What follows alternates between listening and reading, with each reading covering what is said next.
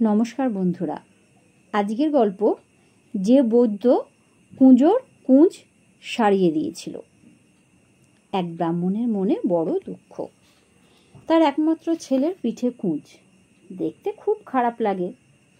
ছেলের কথা ভেবে ব্রাহ্মণের মনে একটুকু সুখ নেই। খালি ভাবে যদি কোনো চিকিৎসায় ছেলের কুঁজটা সেরে যেত। যে সারাতে পারত তাকে আমি 10 পণ করিয়ে দিতাম। এমন সময় একদিন এক বৈদ্যের সঙ্গে তার দেখা হলো। ব্রাহ্মণ তাকে বললেন, আমার ছেলের পিঠের কুঁজ যদি তুমি সারাতে পারো তো তোমায় আমি খুশি করে দেব। শুনে বৈদ্য বলল, বেশ তো, আপনার ছেলের কুঁজ আমি সারিয়ে তুলবই। 10 পণ করি আমায় দিন, আমি কুঁজ সারিয়ে দেব।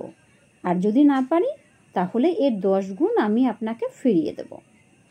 এমন বাজি রেখে বৈদ্য ব্রাহ্মণের ছেলের কুঁজের চিকিৎসা শুরু করে দিল। চিকিৎসা চলে দিনের পর দিন, কিছুতেই কিছু হয় না।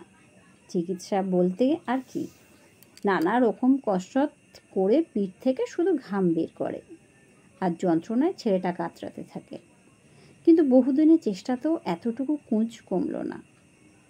তখন আর উপায় কি? বৈদ্য বাধ্য হলো ব্রাহ্মণকে 10 গুণ করি ফেরত দিতে। সে 100 পণ করি দিয়ে সেখান থেকে বিদায় নিল।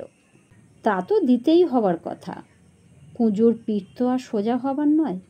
অসম্ভব কিছু করার বাজি ধরতে গেলে লোকের কাছে শুধু হাসির পাত্র হতে হয়।